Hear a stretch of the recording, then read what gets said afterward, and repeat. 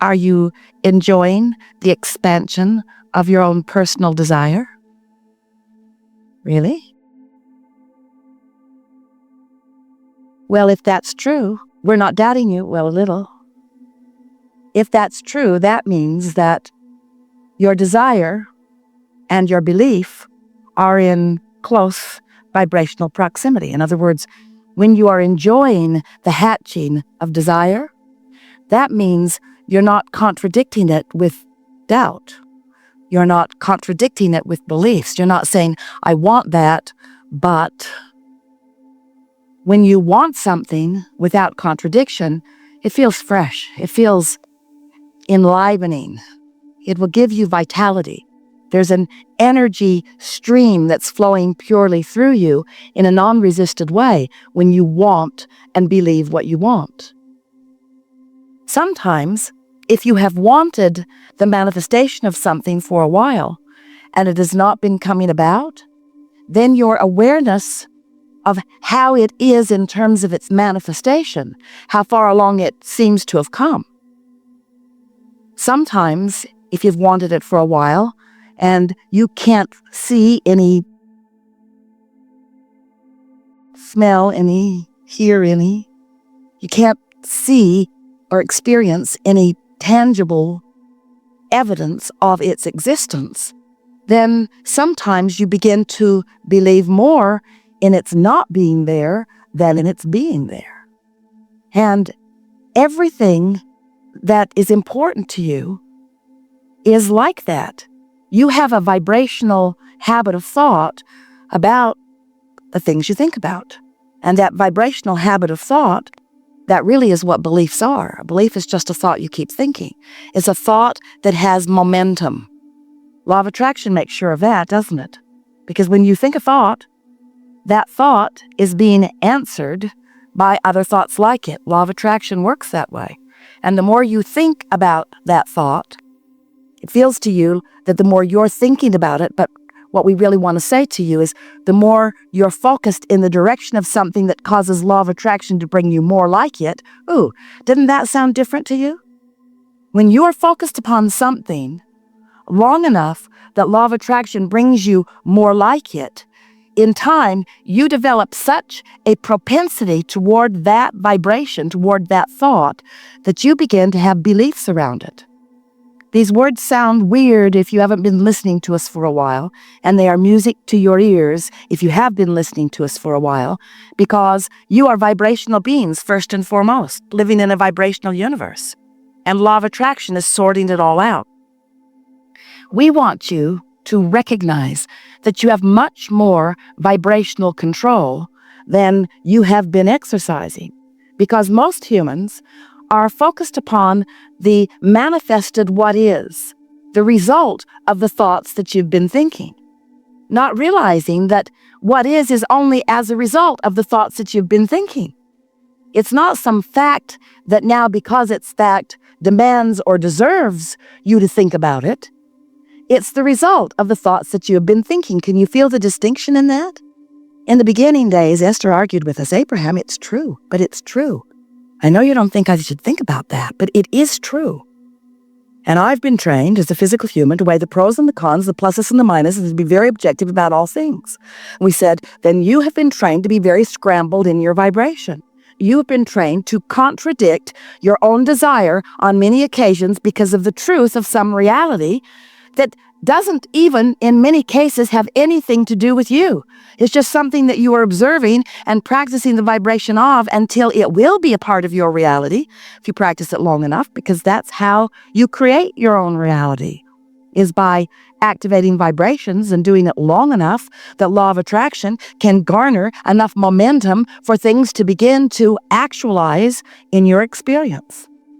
So, since we come to you as teachers about law of attraction and about energy, about vibration, sometimes we have a little bit of a hurdle with you, because if you are not willing to accept the vibrational nature of your being, then you cannot hear much from us that will be of any real value for you. Because there is a reality that you are accustomed to calling reality. It's the see it and hear it and smell it and taste it and touch it version of what's around you.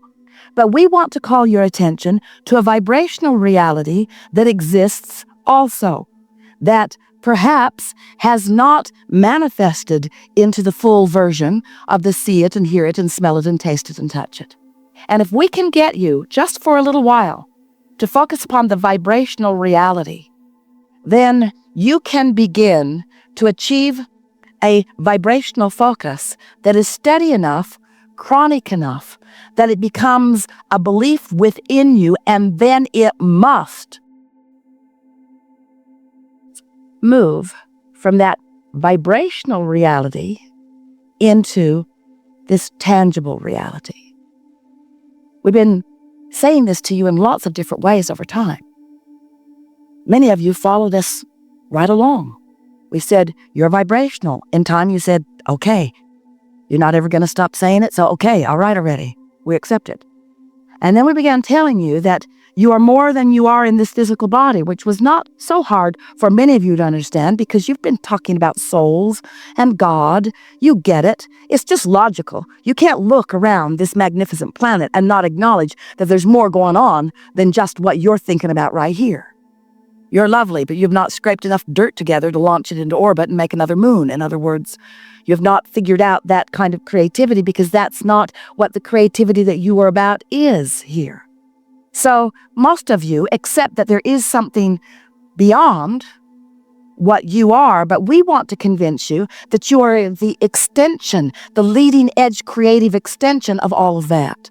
And when that begins to come together for you, when you accept that you are an extension of source energy and that source energy is expanding through that which you are, and that the harmony or the unity between you and the source within you is really what you are looking for in terms of fulfilling your life's purpose and living happily ever after and just having a good time now and a good time now and a good time now.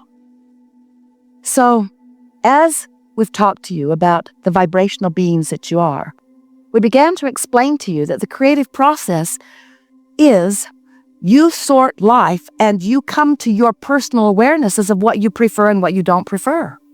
And with each of those personal preferences that cannot help but be born within you, is just the natural process of your synthesizing life.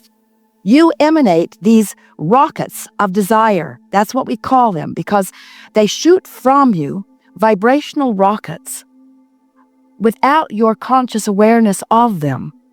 And they cluster in a vibrational reality. We even gave it a title. We began calling it the Vortex because it is being gathered by law of attraction. So you have this vibrational reality that we call your vortex, and we convinced some of you in time that everything that you have become is in that vibrational version of that which you are. And some of you listened along happily. Some of you became annoyed with us right from the beginning. All right, Abraham, get in the vortex, you say. Get in the vortex, get in the vortex, get in the vortex. All right, already. How do I do that? And after a while, we began explaining to you that this vortex version of you will move into your manifested reality, that it is a process of you lining up. Step 1 is you launch the rocket. Step 2 is the vortex assembles and source tends to it. Step 3 is, now that the vibrational version of what you ask for and what you've become does exist, now your work is to allow it to be a manifested reality for you. Not just for you to embrace and adore and enjoy, but for others around you to experience with you too. So then your logic began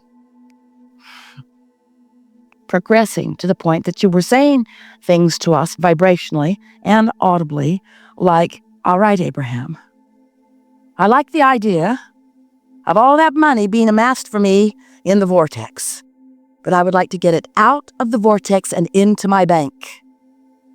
How can I turn these thoughts to things? That was Jerry's expression years ago, turning thoughts to things. How does that happen? How do thoughts turn to things? And more important, how do I control the thoughts that turn into the things that I want to turn into the things that I want? And we say, you have to accept this vortex version of all that is wanted that you have put there. And you have to learn to tune yourself to this vibrational, vortexual version. And when you do it, when you hold steady on those frequencies, not long enough, but consistently enough, it's the absence of the resistance that you're really going for. I want it, but doesn't get you very far. I want it, but I want it, but I want it, but I don't have it. I want it, but it's hard to get it. I want it, but no one else thinks I should have it or that I can have it. I want it, but that gets you nowhere.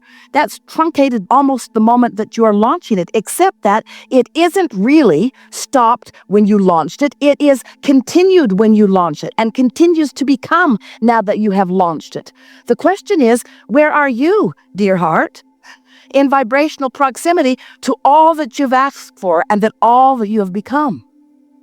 So when we talk about law of attraction, we have to talk about it in terms of what it is, which means law of attraction means that which is likened to itself is drawn. That which is likened to itself is drawn. It's like the vibrational frequencies that you know about radio signals. You set your tuners to the frequencies of the transmitters. That way you hear it. That way it translates into the physical equivalent that you can realize. You following us? And this is the same thing. You have to set your tuner, your vibrational tuner, which is indicated to you by your emotions. You have to set your tuner to the frequency of what's being broadcast from your vortex. Your inner being stands there. That which you want to call God is there. And all that you've amassed vibrationally is there. All the momentum that you have brought to where you are, which includes everything that you were coming into this experience and all of the wonderful things that you've added to it since, are all vibrationally queued up, ready for you to discover and maintain the frequency of it long enough that momentum can build to the extent that it can manifest into your experience. That's the best way we have of explaining to you how thoughts turn to things. You maintain a frequency long enough that you become the realizer of it. And what happens as you get on that vibrational wavelength, the path literally unfolds beneath your feet. It isn't about efforting. It isn't about knowing what you want and going after it. Step 3 is about you achieving, finding, maintaining, practicing, creating a vibrational atmosphere. Feels good while you're doing it. That allows what's in your vortex to be realized by you. Following that? I think you are. It's the best we've ever said it. It's the clearest you've ever heard it. And it's everything that matters to you. Because life just causes you to sift and sort. You can't stop doing that. Life just is around you. You knew it would be. And you can't stop that step 1, launching of your desires. That is happening and has happened, and you can't avoid, nor do you have anything to do with the vibrational reality that is amassing, that Source is tending to. But where your work really is to figure out how to vibrationally create an atmosphere that allows you to be the full realizer of everything that you have become, because anything less than that doesn't feel good enough to you. You can't have become it and now be disallowing it. That's what negative emotion is. You can't have become it and not let it flow in full form into your experience. You cannot have launched all of that money, all of that abundance, and be pinching it off and feel anything that feels good. You can't pinch off who you are and feel good. You just can't. So cut it out.